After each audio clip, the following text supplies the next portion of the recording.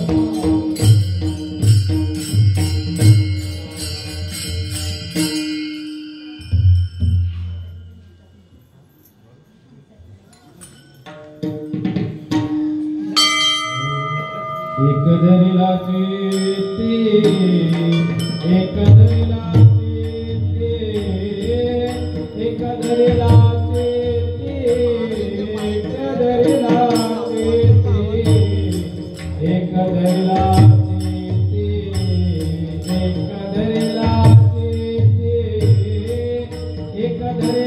चेते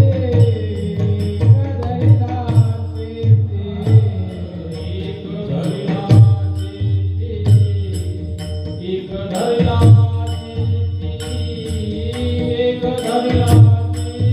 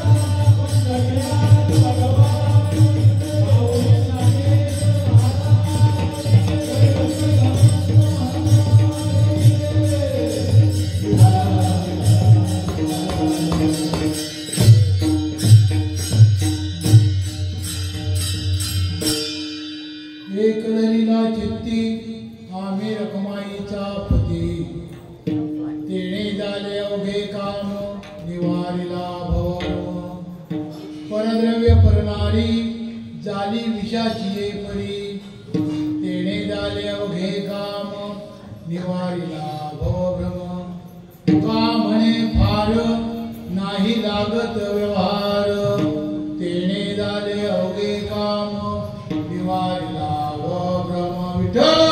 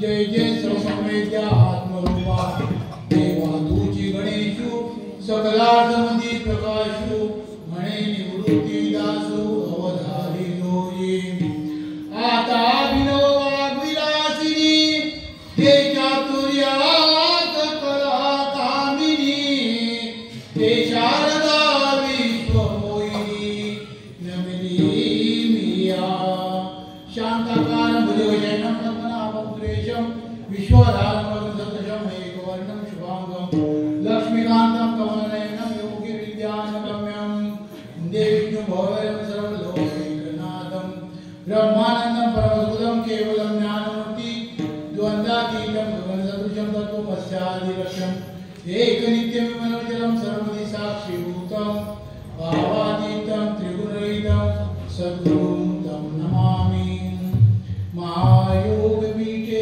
तटे भीमरत्ना वरकुण्डलीकाय धातु मुनीन्द्रे समागत्य तिष्ठन्तमानन्दकन्दं परब्रह्मलिङ्गं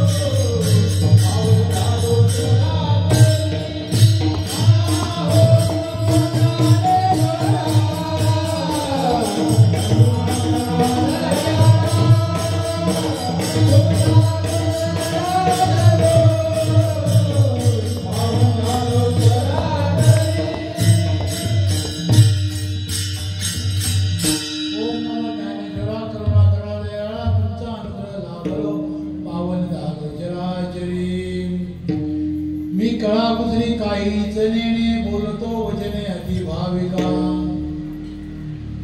मस्तक हे पायावरी या वारकरी संतांच्या प्रतिवर्षी पंढरपुरा जाती महाद्वारा हरिभेटी वसुदेव सुतम देवं कंस चाणूरमर्दनम देवकी परमानंदम कृष्ण वंदे जगद्गुरु मनोजो मारुततुल्य वेगम जितेंद्रियं बुद्धिमत्ता वरिष्ठम वातात्मजं वानरमुख्यं श्रीरामदूतं शरणं प्रपद्ये देवाधि देवा जगत्रय जीवा देवाधि देवा जगत्रय जीवा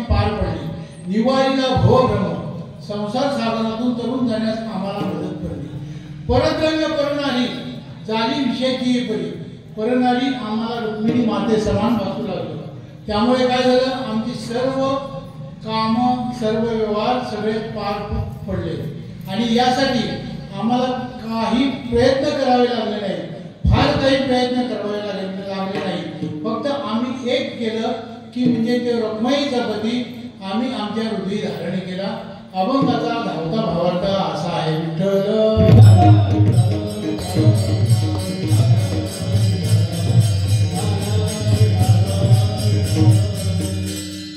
अभंगाला सुरुवात करण्यापूर्वी थोडासा म्हणजे एकदमच अल्प असा पर्याय देणं गरजेचं आहे भगवान परशुरामाच्या या पवित्र पावन भूमीमध्ये त्याच्या चरणाशी बसलेले हे पेढे परशुराम गाव कुंभारवाडी आज येथे भव्य दिव्य स्वरूपात असा 49वा हरिनामाचा सप्ताह चालू होत आहे. 49 म्हणजे ज्ञानेश्वरी पारायण वगैरे. तसा हा सप्ताह खूप जुना आहे आणि परशुरामाच्या पवित्र पावनभूमीमध्ये या सप्त्याला अनेक वर्ष झाली असतील. आज बऱ्याच वर्षानंतर ही पाचव्या दिवसाची सेवा आपणा सर्व ग्रामस्थांच्या मदतीने आदेशाने मला मिळाली हे मी माझं भाग्य समजतो. आपल्याला मर्यादित वेळेमध्ये कीर्तन गुंतायचं असल्यामुळे आता जास्त काही आपला वेळ घेत नाही. आता मला साथ करणारे हे कीर्तनकार, प्रवचनकार, व्यासपीठ चालक असे महान व्यक्तिमत्व आहेत. तिकडे बघा पकवाल बघायला बसले, दिसले का सर्वांना? छोटा बम बडा धमाका. काय नाव काय बळा? या सर्वांचा आभारी आहे. भारतात चौथार विणेकरी. मला सर्वात पहिल्यांदा भगवंत ज्याने दाखवला आदित्य महाराज, या सर्वांचा मी आभारी आहे. आपली सगळी दुखणी सगळ्या चिंता विसरून श्रवण भक्तीला उपस्थित राहिलेला आबालवृद्ध यांना मी साष्टांग दंडवत करतो. कितीही झालं, काही केलं तरी बाई माणसाला घरातली कामं कधी सुटलेली आहेत का? नाही. घरची सगळी कामं आटपून, पोराबाळांना सांभाळून, लहान नातवंडांना वगैरे झोपून सगळे जे आले त्या सगळ्याच्या बाया माता मावल्या सगळ्या आल्या, त्यामुळे त्यांचा मी आभारी आहे. तसेच तरुण वर्ग, इथे संपूर्ण तरुण वर्ग दिसतोय. तरुणा भाग्यवंत नटे हरे कीर्तनात, या सर्वांचा मी आभारी आहे. विणेकरी महाराजांना परत एकदा धन्यवाद आणि कीर्तनात सुरुवात. विठ्ठल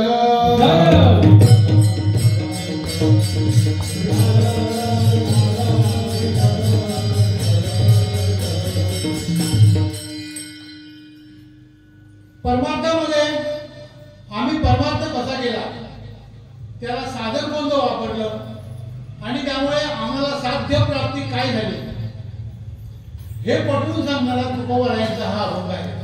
बघा, एक धैर्य चित्ती आम्ही रखमाईचा पती, तेरे झाले अवघे काम निवारेला भाव. एक धैर्य चित्ती आम्ही रखमाईचा पती म्हणजे भक्ती मार्ग. तेने झाले अवघे काम निवारीला भाव, आम्हाला ज्ञानाची प्राप्ती झाली म्हणजे ज्ञान.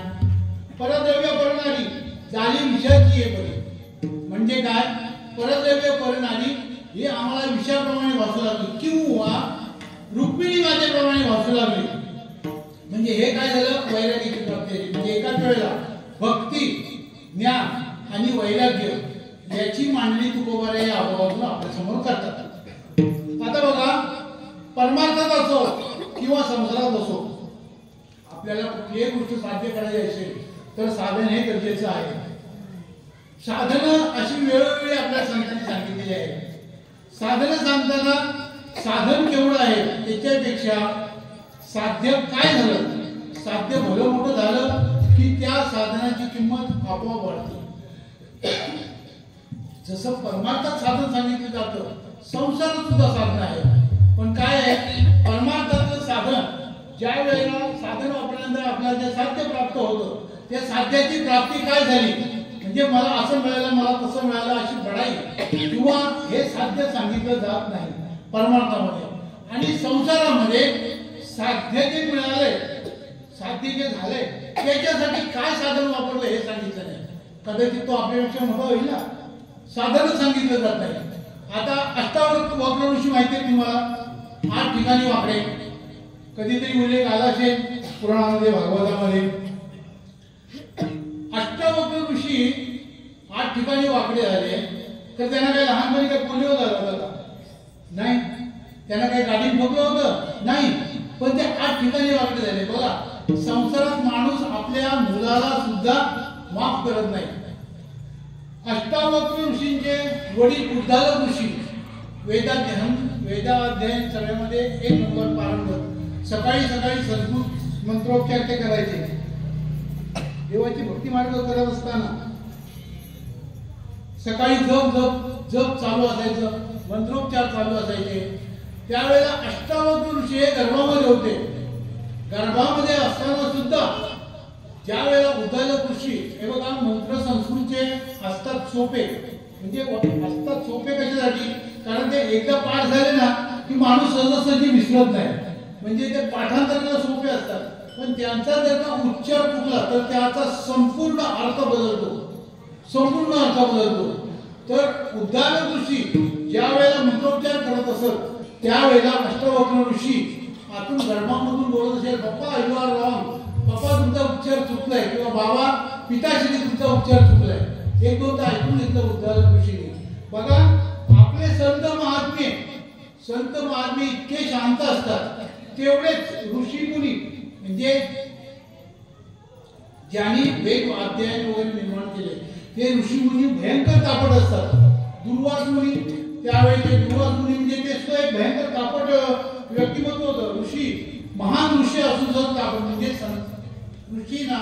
ऋषी मुनींना कामक्रोधावर विजय मिळवता आला नाही, संतांनी विजय मिळवला. उद्दालक ऋषींनी सरळ विचार काही न करता सरळ त्या मुलाला शाप देऊन टाकला. तू माझी गर्भामध्ये असताना जर का अशी माझी अवहेलना करतोयस, 8 ठिकाणी वाकडा होशील, 8 ठिकाणी वाकडा झाला. म्हणजे काय आहे, परमार्थामध्ये आपण साध्य काय वापरलं किंवा साधना कशामुळे झाले हे कोणी कोणाला सांगत नाही. आपल्याला प्रत्येकाला वेळोवेळी साधना सांगितल्या गेल्या. कुठल्या वेळेला काय करावं, कुठली व्रत करावी, काय व्रत वैकल्य करावं हे सगळं सांगितलं. आता आपल्या वारकरी संप्रदायातला एक छोटासा किस्सा सांगतो. एक फॉरेन कंपनी आली. कंपनीमध्ये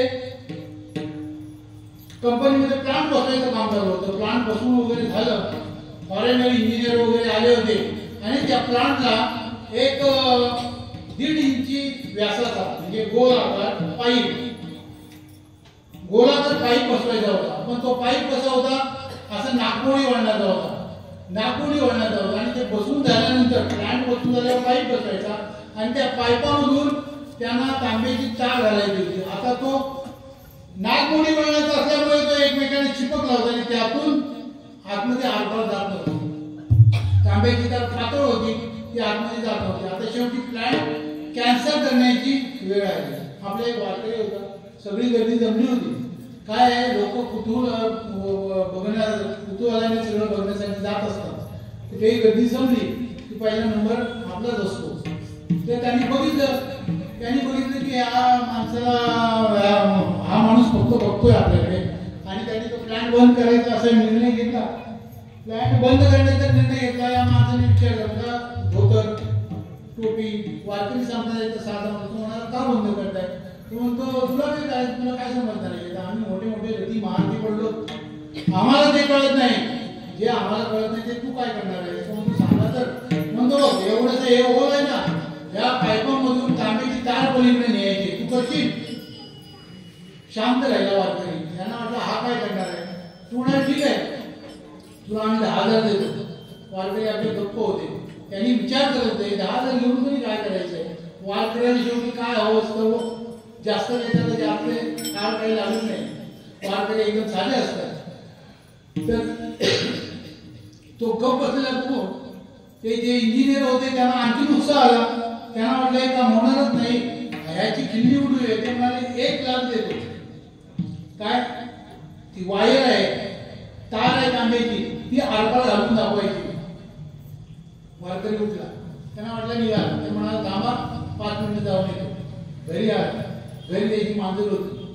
मांजर 2 दिवस उपाशी होती आणि तशीच ती पिशवीमध्ये टाकली. येता शेतातून एक मोठासा उंदीर पकडला आणि आला तर प्लॅन जिथं चालू होतं बसवायचा त्या ठिकाणी आला. तिथं आल्यानंतर त्याने काय केलं, तागीदोरा होता त्याच्याकडे, लांब तागीदोरा. तर त्याने तो उंदराची शेपटीला बांधला. उंदराची शेपटीला बांधल्याने तिथं पायपाच्या कोणावर तो उंदीर नेऊन ठेवला आणि इकडे पिशवी त्याने उलटी केली.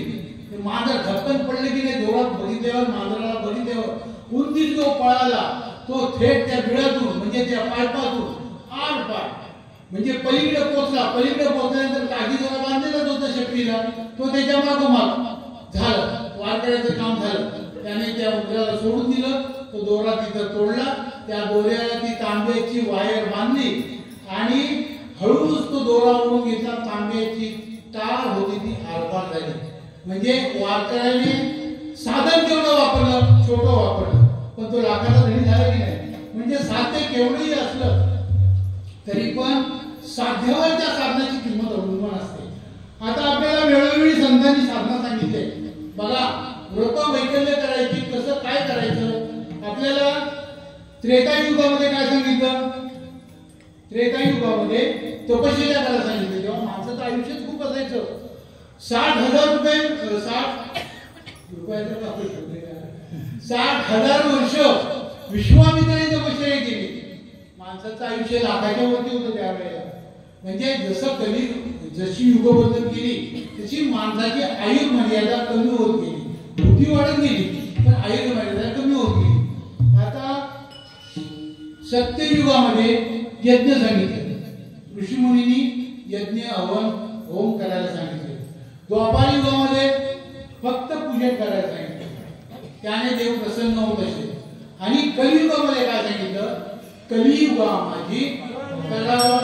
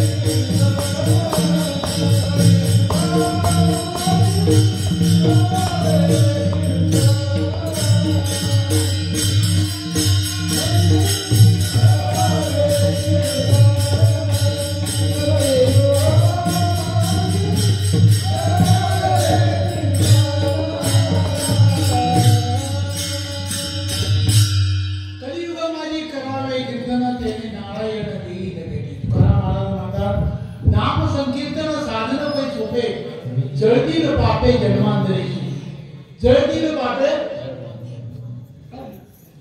आम्ही अजूनपर्यंत म्हणत होतो जळतील पापे जन्मांतरीची, पण ऍक्च्युअली तसं नाही.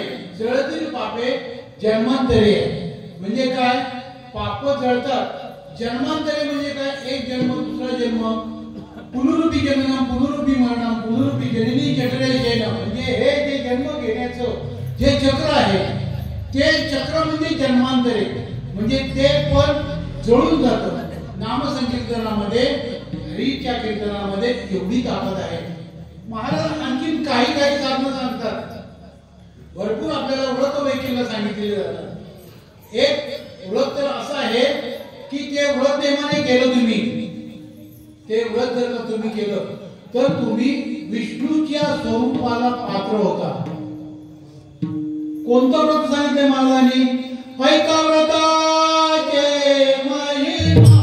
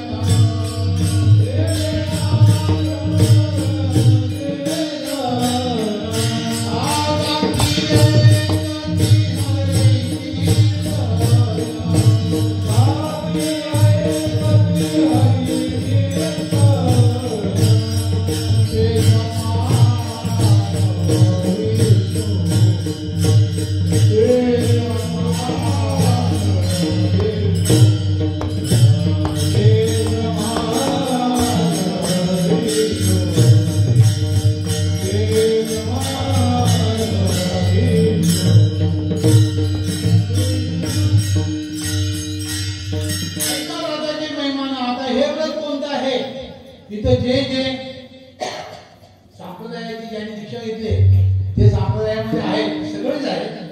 इथे बसलेला प्रत्येक जण भाविक हा संप्रदायाचाच आहे.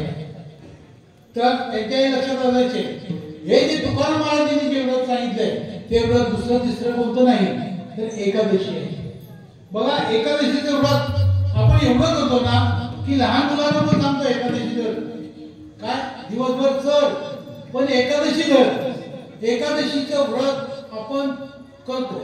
कुणाला विचार का एकादशी हो करतो ना, कोणती मोठी मोठी म्हणजे आता मोठ्या एकादशी दोन आषाढी कार्तिकी 15 दिवसा एकादशी कार्यदर्शी व्रत सार 15 दिवसाला जी एकादशी येते ती एकादशी करायची. बरं एकादशी करणं एकदम सोपं आहे. कसं एकादशीचं व्रत जर का आपल्याला करायचं तर एकादशीला 2 वेळा जेवावं लागतं. चुकलं का?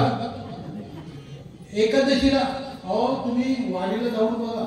एकादशी जर का आली ना एकादशीला ज्यावेळेला थांबतात एकादशीला थांबतात लोक त्यावेळेला बाया बापड्या जे जे डबे उघडतात ना ती एकादशी तेव्हाच सुटून जाते. सगळे नानाविधी पदार्थ खायला मिळतात. म्हणजे एकादशी आपण धरतोय ती खरोखर एकादशी करण्यासाठीच धरतो हे त्यावेळेला आपल्याला समजतं. आता मी काय म्हणालो एकादशीला 2 वेळा जेवावं लागतं. आता हे खरं करून दाखवायला पाहिजे. एक सुभाषित आहे सुभाषित एकादशा विशेषानं द्वय भोजन कुर्या. एकादशीला विशेष काय आहे? द्वय भोजन कुर्या म्हणजे 2 भोजन तुम्हाला करावी लागतात. आता ही 2 भोजन जर का करावी सांगतात म्हणजे आपल्याला स्पष्ट आदेशच आहे की 2 भोजन करायची म्हणजे 2 वेळा जेवायचं. पण ती 2 भोजन कोणती? रात्र जागरण कुर्या दिवयाचं हरिकीर्तन म्हणजे रात्री हरी जागरण हे जेवण करायचं आणि दिवसा हरी कीर्तन हे भोजन करायचं. नाहीतर तुम्ही म्हणाल महाराज म्हणताय 2 वेळा जेवायचं चला टाका उद्या दुपारच्याला भाज्या, तसं नाही. तर हे जर का व्रत आपण नेमाने केलं तर काय होतं? आपण देवाच्या तुलनेला प्राप्त होतो. असे संतांनी बरेच आपल्याला व्रत वैकल्य सांगितले आहे. तुकाराम महाराजांनी सांगितलं हे सगळं जर का तुम्हाला काय करता आलं नसेल तर तुम्ही त्रिसूत्रीचा अवलंब करा. त्रिसूत्री म्हणजे 3 सूत्र. ती 3 सूत्र कोणती आहे? बघा आपला जो आहार असतो आपला आहार योग्य असावा. आहार एकदा योग्य झाला की आपले विचार बदलते. आपला व्यवहार नीट असावा. आपला व्यवहार नीट असावा आणि त्यामुळे तुम्ही काय होईल? वैराग्य ते सार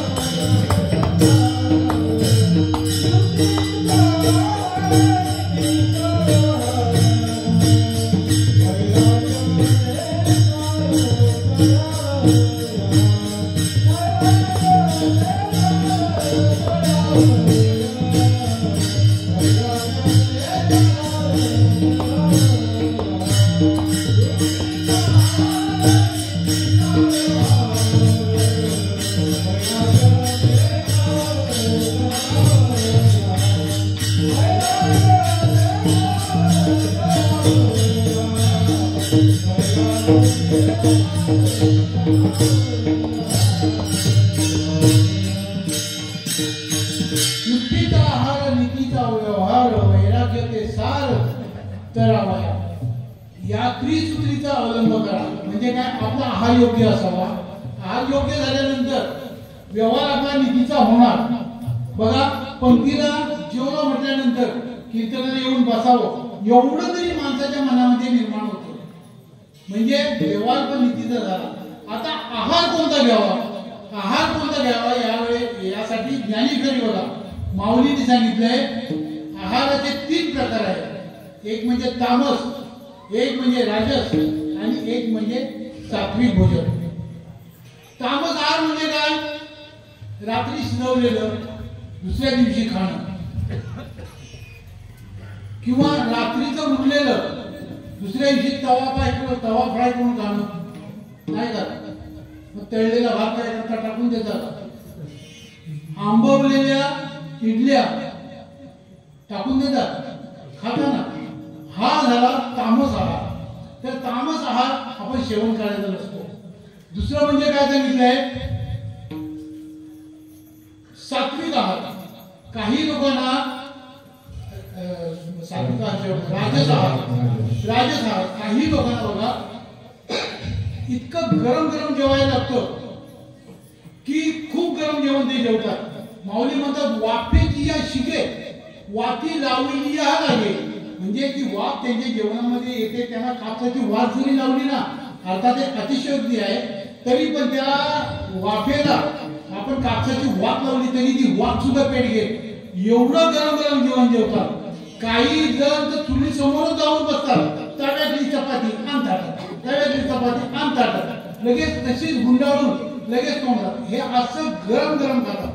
गरम गरम खाणं हे खरं म्हणजे चुकीचं आहे. पण त्या आहाराला ज्ञानेश्वरीमध्ये राजस आहार म्हटलेला आहे. दुसरा आहार म्हणजे सात्विक आहार. सात्विक आहार म्हणजे काय, ज्या पदार्थांमधून स्निग्धता, बलवर्धता आपल्याला प्राप्त होतो त्या आहाराला सात्विक आहार असं म्हटलं जातं.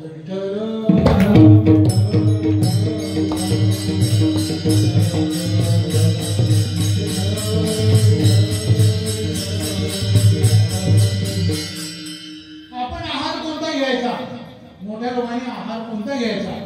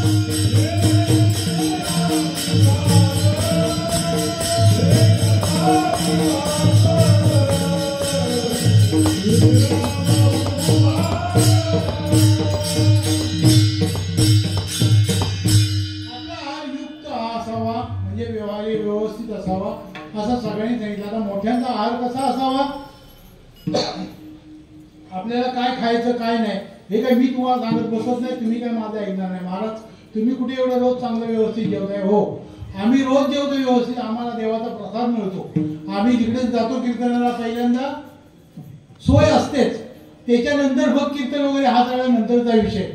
आता मोठ्याने काय खावं, vada pav, bhaji, pizza, burger, Chinese, Manchurian, momos याचे 4-5 शेवटचे 4 पदार्थ मी बघितले पण नाही. आता मोठ्याने काय खावं हे तुमचं तुम्ही ठरवा. पण लहान मुलांनी काय खावं, लहान मुलांनी काय खावं यासाठी आपल्याला श्रीकृष्णाचं उदाहरण घेतले.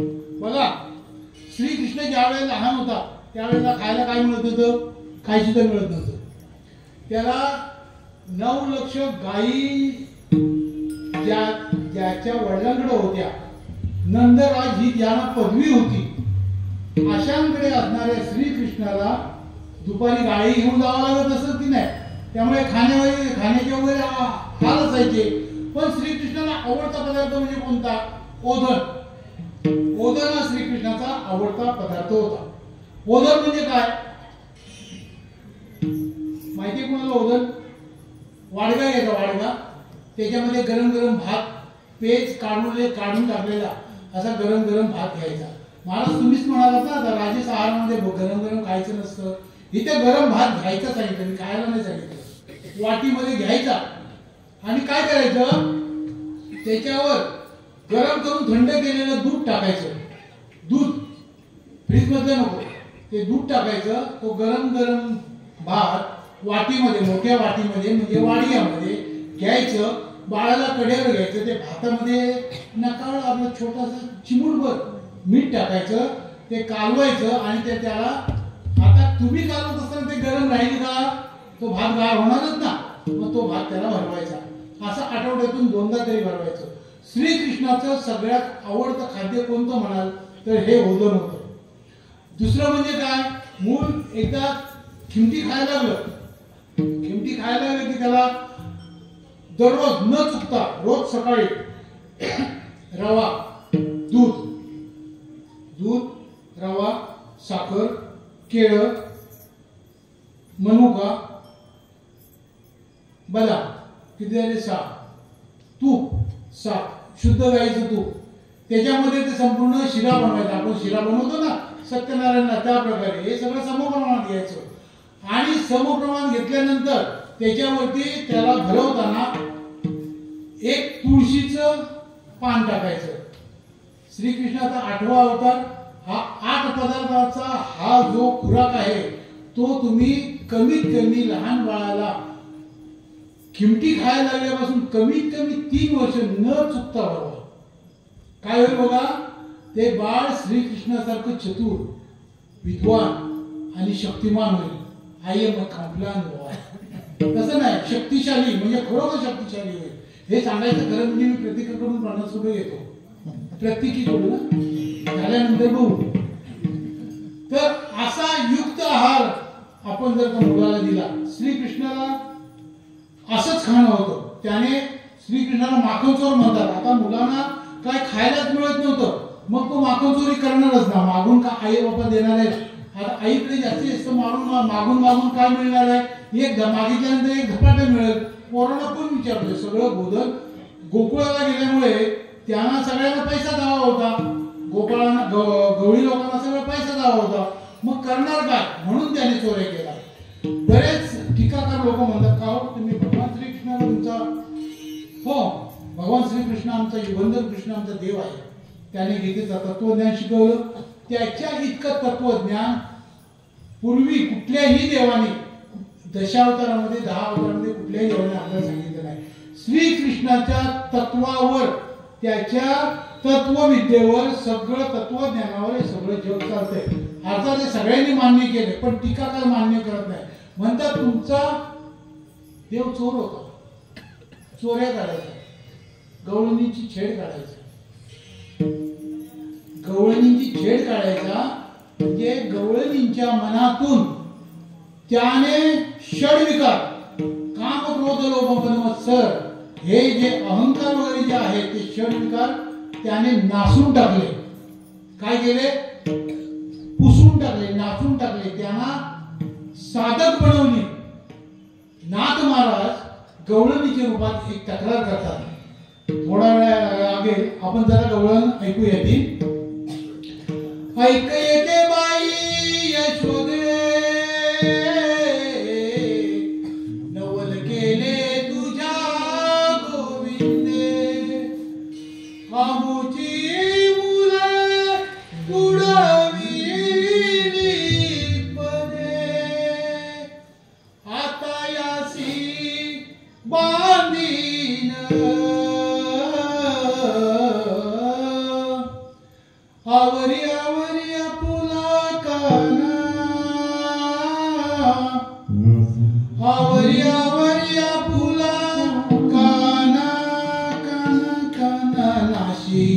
केल्या आमुच्या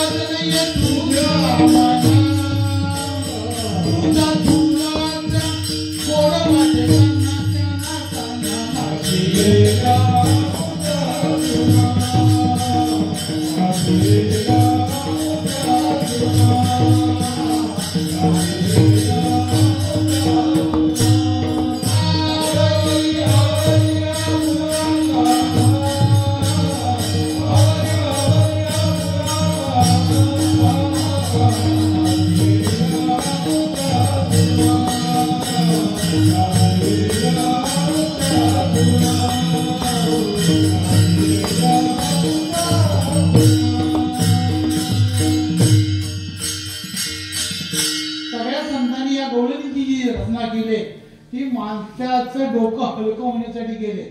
बघा रागदारी आपलं रागदारी कितीही शांत असली तरी पण रागदारी आपलं डोकं जड करतो, तो भार आपल्याला सहन होत नाही. या संतांच्या ज्या गवळणी वगैरे आहेत ना एकदम हलकं मुलकं वाटतं. असो विठ्ठल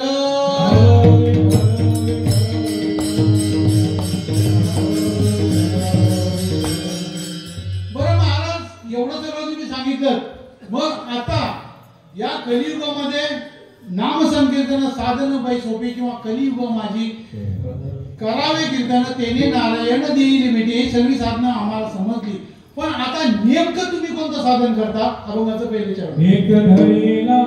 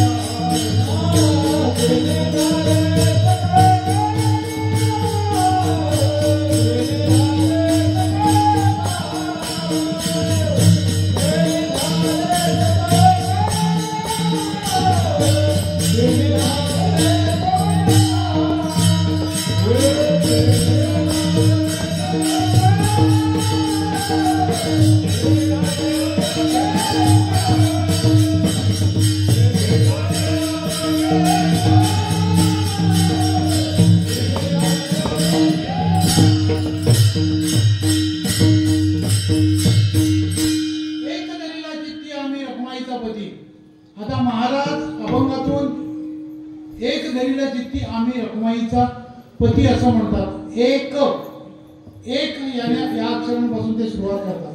एक म्हणजे बघा परमात्मा एक होता. परमात्मा सृष्टी ज्या वेळेला निर्माण झाली त्यावेळेला वडाच्या पानावर प्रत्यक्ष परमेश्वराने अवतार घेतला तो परमात्मा एक होता. आणि आता जो सृष्टीचा जो सांभाळ करतोय तोही परमात्मा एकच आहे. तो एक परमात्मा आम्ही चित्तात धारण केला असं तुकोबाराय म्हणतात. तुम्ही सुद्धा तो चित्तात धारण करायला पाहिजे, एक परमात्मा. पण आपण काय केलं, आपण साधनं बदलली, देव बदलले. खरं म्हणजे आपण बुवांच्या नादी लागलो. बुवांच्या म्हणजे हा भगत तो भगत, त्याने सांगितलं हे व्रत कर, त्याने सांगितलं ते व्रत कर. आपण देवांमध्ये भेदाभेद निर्माण केले. म्हणजे मी साई भक्त, मी साई भक्त, मी राम भक्त, मी स्वामी समर्थ, मी ज्योतिबा, मी आमका फलाना, असे देवाचे प्रकार आपणच पाळले. देवाचे प्रकार आपण पाळल्यामुळे झालं काय, सोमवार आला की चालले आपण मंदिरामध्ये शंकराच्या देवळात, कैलाशीचा राणा, कैलाशीचा राणा, भोळा चक्रवर्ती. सोमवार आलं की शंकराचं मंदिर, मंगळवार आला की आता शंकराला विसरले, मंगळवार देवीचा वार. अनादि निर्गुण प्रकटली भवानी,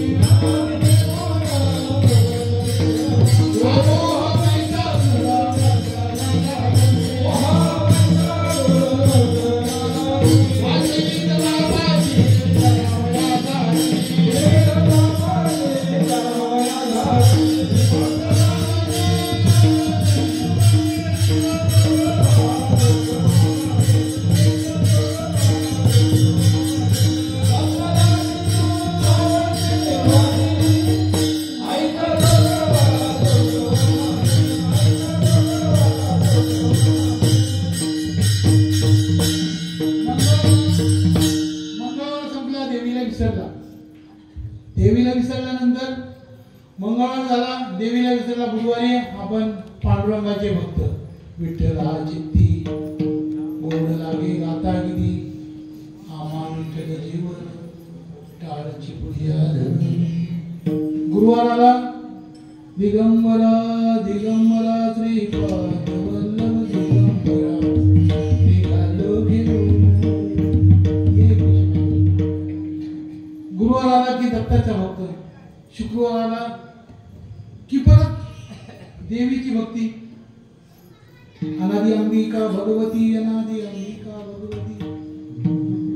नको एखादी देवी वगैरे म्हणजे फसणार राहतोस आपण एकदा कार्यक्रम करू. शनिवार आला की तुका म्हणे रुद्रा, अंजनीची या कुमारा, भीमरूपी महारुद्र वज्र मारुती, वनारी अंजनी सुता रामदूता प्रवंजना. माझी तुम्हा सगळ्यांना हात जोडून विनंती आहे की कमीत कमी मूल ज्यावेळेला 7 वर्षाचं होईल त्यावेळेला हा रामदासांचा 17 ओव्यांचा श्लोक, 17 ओव्यात ना आहे, कोणाचं सगळ्यांचं पाठ असणारच. मारुतीचं मंदिर आहे म्हटलं काय, तर ते कमीत कमी 7 वर्षाचं मूल होईपर्यंत ते पाठ करून घ्या. आयुष्यात त्याने काय मिळेल हे तुम्हाला कळणार नाही, पण त्या मुलाला काय साध्य होईल हे त्याच्या जीवनात त्याला कळेल. विठ्ठल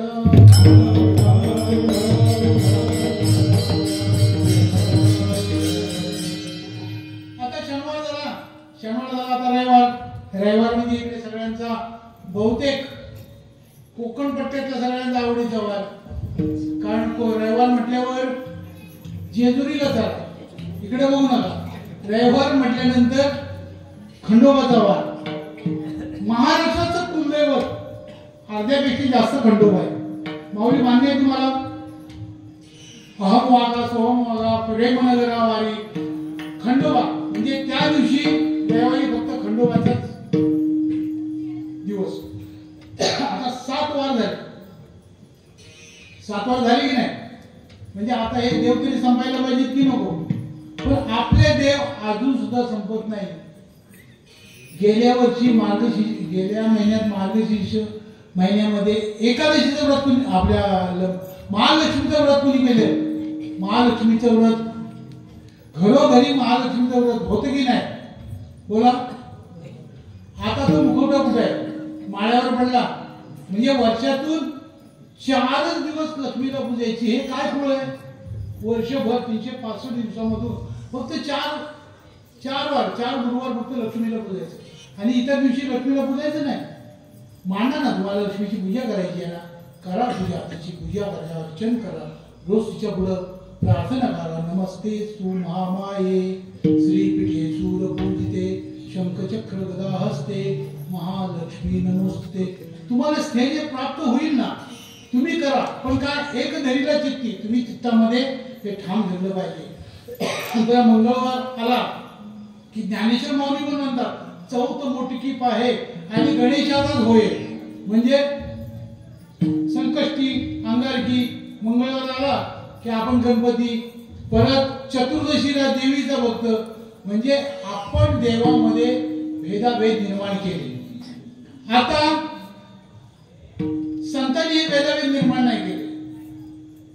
संतांचा परमेश्वरावर ठाम विश्वास होता आणि ते त्यांनी आपल्या मनावर बिंबवण्याचा प्रयत्न केला. पण आपण देवादेवांमध्ये भेद निर्माण करून वेगवेगळे गट स्थापन केले. त्याच्यानंतर बघा, तुकाराम महाराज एक धरीला चित्ती आम्ही रखमाईचा पती अशी ओळख करून देतात. म्हणजे ओळख कुणाकडून देतात? बायकोकडून करून देतात. उत्तम हा आत्मख्याता हा म्हणजे स्वतःच्या प्रसिद्धीने जो कीर्ती मिळवतो, उत्तम आत्मख्याता. आत्म म्हणजे स्वतःच्या जोरावर जो प्रसिद्धी मिळवतो, जो कीर्ती मिळवतो तो उत्तम, त्याची कीर्ती उत्तम. पितृख्याताचं मध्यमा. पितृ म्हणजे बाप, बापाच्या नावाने ओळखलं जातं. आता आपण म्हणतो ना आमच्या बालांचा मुलगा आहे म्हणून, ती कीर्ती मध्यम स्वरूपाची. मातुला ख्याताचं अधमा. मातुला म्हणजे मामा किंवा काका, काका पुतण्या, माहिती ना काय होतं ते, काका पुतण्या. त्यापेक्षा आपण मामाचं उदाहरण घेऊ. मातुला ख्याताचं अधमा म्हणजे मातुला म्हणजे मामाच्या ओळखीने ज्याची ओळख होते तो त्याची कीर्ती अधम. भार्या ख्यातश्च अधोमाधमा. अधोमाधमा म्हणजे त्याला कीर्तीच नाही, त्याची कीर्ती तशी होऊच नाही. म्हणजे बघा, स्वतःच्याने जो प्रसिद्ध, स्वतःच्या सामर्थ्याने जो प्रसिद्ध पावतो तो फर्स्ट क्लास, बापाच्या नावाने प्रसिद्ध पावतो सेकंड क्लास, मामाच्या नावाने जो प्रसिद्ध होतो तो थर्ड क्लास, आणि बायकोच्या नावाने जो प्रसिद्ध पावतो त्याला क्लासच नाही. मग असं असताना सुद्धा तुकोबर आहे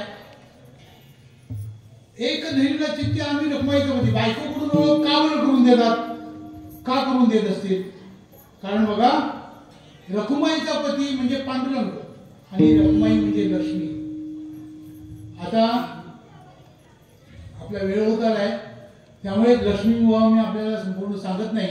पण लक्ष्मी ज्या वेळेला 8 वर्षाची समुद्र मंथनामधून निघाली त्यावेळेला ती विवाह योग्य होती आणि वरमाला घेऊन विश्वकर्माने तिला सांगितलं, देव दाखवले, तिला प्रत्येकाची महती पटवून दिली.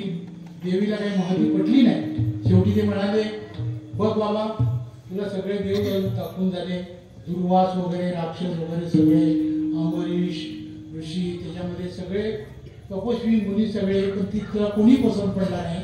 त्यानंतर तिने सांगितलं, बघ बाबा, तो एक बाबा उगायच्या गार्डनमध्ये, बागेमध्ये, तिकडे नका बघू, तिकडे कोण नाही हो.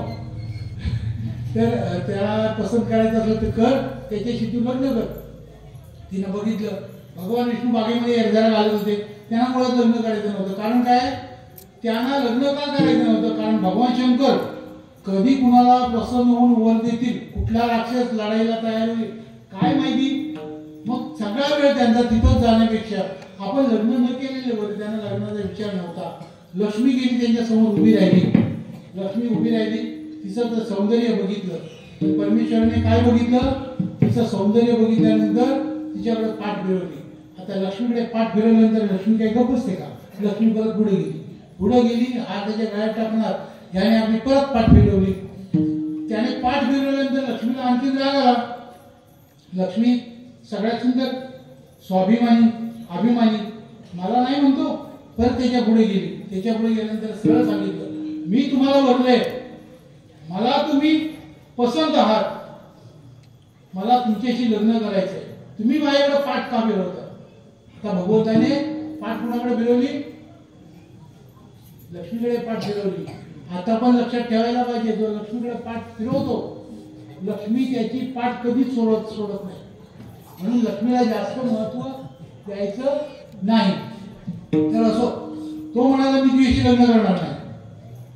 तुला जरी मी पसंत असलो तरी तू मला पसंत नाहीस ना. कारण का? कारण तुझ्या मनामध्ये अभिमान आहे. तीळ भरी राखोनी अभिमान, तीळ भरी राखोनी अभिमान, जरी मजसी निघालिया शरण, माझी प्राप्ती नव्हे जाण, अभिमान विघ्न प्राप्तीशी. भगवान उद्धवाला सांगतात, या लागी सांडून अभिमान, जरी मजसी निघालिया शरण, तुझ मी उधरीन जाण, देवकीची आण उद्धवा. तुझ्याकडे अभिमान आहे, मी तुझ्याशी लग्न करणार नाही. शेवटी लक्ष्मीला विचार पडले, एवढी मी सुंदर आहे, हा बाबा नाही म्हणतोय, मग आता करायचं काय? आता परत जर गेलं तर माझी नाचक्की होईल, मला परत पसंत करता येणार नाही कुणाला, माझा अपमान होणार. मग ती म्हणाली, देवा अगदीच काही नाही तर तुमची कमीत कमी पायाची तरी दाशी बनवा. सर्वस्वी करुणी सेवा, अभिमान सांडूनी पांडवा, ते पायी धुमावयाची देवा प्राप्त झाली. म्हणून तुकाराम महाराज लक्ष्मीची ओळख, लक्ष्मीकडून भगवंताची ओळख करून देतात. हे सगळं मला पटलं का? आता व्यवहारात एक उदाहरण सांगतो. बघा, आपलं गाव कुंभारवाडी, पेढे कुंभारवाडीतली एक मुलगी आलोऱ्याला दिली. आलोऱ्या नको, आपण धामणला देऊया. काही कीर्तनकार कुठली मुलगी कुठेही येऊ शकतो, तसं काही नाही, फक्त गावाचाच प्रश्न आहे. इथली मुलगी समजा धामणला दिली. धामणला गेल्यानंतर संध्याकाळच्या दिवशी बाईक निघाली, बाईक एक मागे मुलगी बसली. धामणच्या चौकामध्ये 4-5 जण बसले होते. म्हातारी वयस्कर म्हणाले, काय रे, तो बाईक चालवत होतो संतोष ना? मग त्याच्या मागे बसली ती मुलगी कोण? अरे म्हणतो, गेल्या वेळेस नाही का लग्न झालं? अरे तो संतोष आणि ती त्याची बायको. आता गाव कुणाचं आहे? मुलाचं आहे. त्याची ओळख कुठून झाली? कुणाकडून झाली? मुलीची ओळख मुलग्याकडून झाली. ती बाई थेट आली ती इथं सप्त्यामध्ये, कारण मुलगी इथली, जावई बापू आले. इथं पण कॉर्नरला लोक उभी होती. तोच सीन रिपीट झाला. काय रे, ती मागं बसली ती कोण? अरे ती नाही का तुकारामाची गल्ली, आणि तो चालवतोय बाईक, तो तिचा नवरा. आता इथं हे गाव कुणाचं आहे? मुलीचं. मुलीच्या गावी ओळख कुणाची झाली? मुलाची. कुणाकडून झाली? मुलीकडून झाली. मग आता मला सांगा, आपण राहतो हे गाव कुणाचं आहे? हा, हे गाव काही लोक म्हणतील परशुरामाचं गाव आहे. बरोबर आहे, पवित्र कोकण भूमी ही परशुरामाची भूमी आहे. अगदी पार सुरत पासून कन्याकुमारी पर्यंत जो कोकण पट्टा आहे, तो संपूर्ण पट्टा म्हणजे परशुराम भूमी. तर ही भूमी देवाची आहे. देवाची आपण असं मानतो, पण ही भूमी देवाची नाही. आपण या भूमीमध्ये राहतो. हे जग आहे, ही भूमी आहे, ही मायेची आहे. माया कोण आहे? स्त्री आहे. म्हणून तुकोबाला हे गाव मायेचं असल्यामुळे ओळख करून देताना बाईकडून पुरुषाची ओळख करून देतात. म्हणून आम्ही धरला एक धरला चित्ती, आम्ही रखमाईचा पती. पण त्यामुळे झालं काय? आपण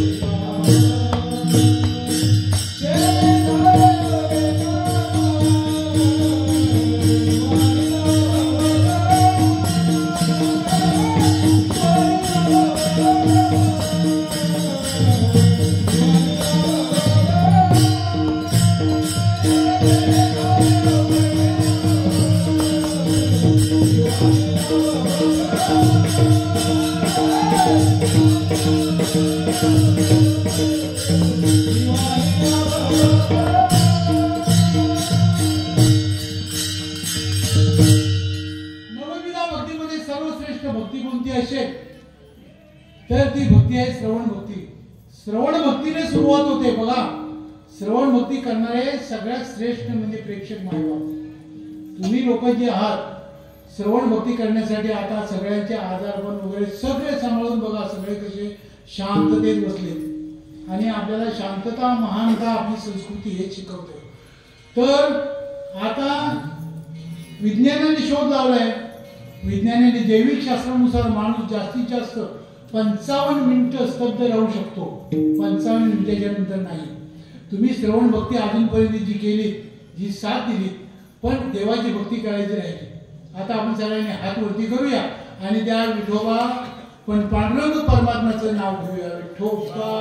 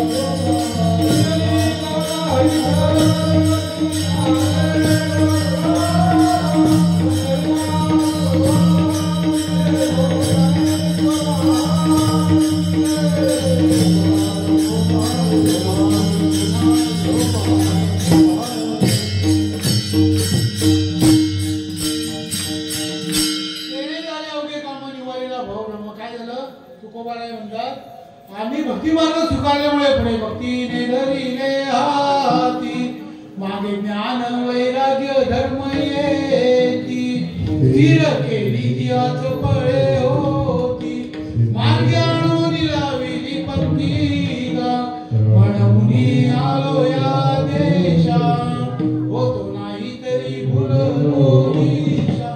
या देहाच्या गावाला आम्ही आलो त्यावेळेला दिशाही नव्हतो, दिशा भुललो.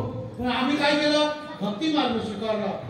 भक्ती मार्ग स्वीकारल्यामुळे ज्ञान वैराग्य धर्म यांची आम्हाला प्राप्ती झाली. या अभंगामध्ये सुरुवातीला सांगितल्याप्रमाणे हा अभंग भक्ती ज्ञान आणि वैराग्य 21 प्रकरणामध्ये हा अभंग जो आहे तो त्याच्यावरच आधारलेला आहे.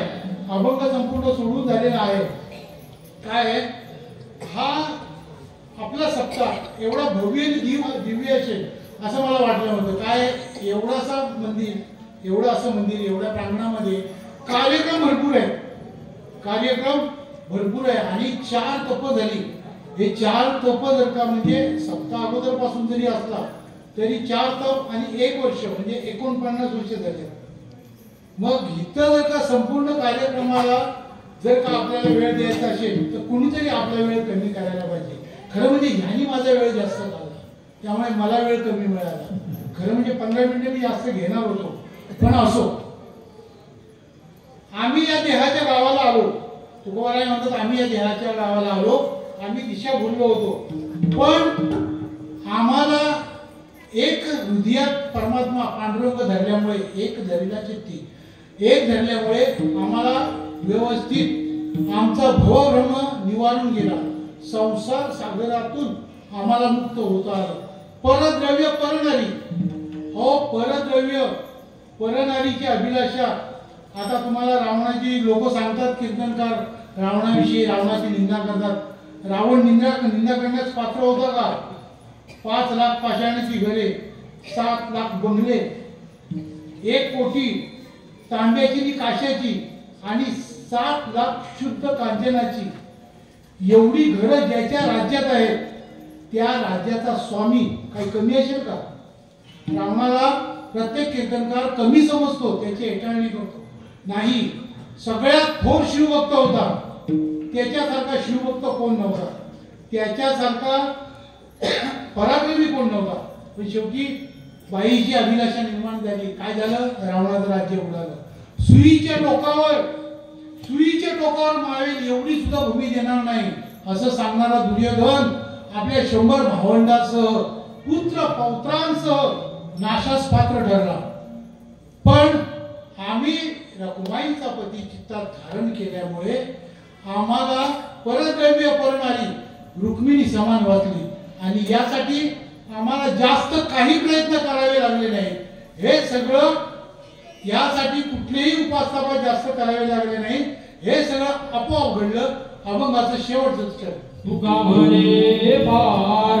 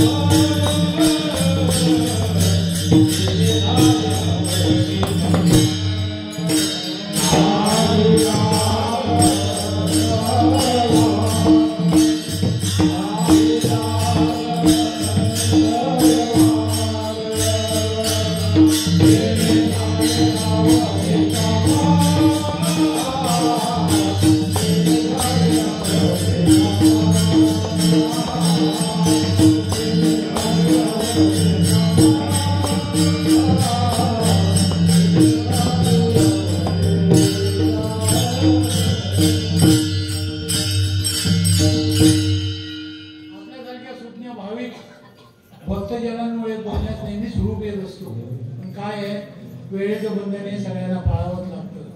झालेली सेवा खरं म्हणजे आणखी लांबवायची इच्छा होती, पण आपल्याकडे भरपूर कार्यक्रम अजून बाकी आहे. झालेली सेवा त्या परमेश्वर पांडुरंगाच्या आणि माझ्या गुरूंच्या चरणावर अर्पून सेवेला पूर्ण मिळावं.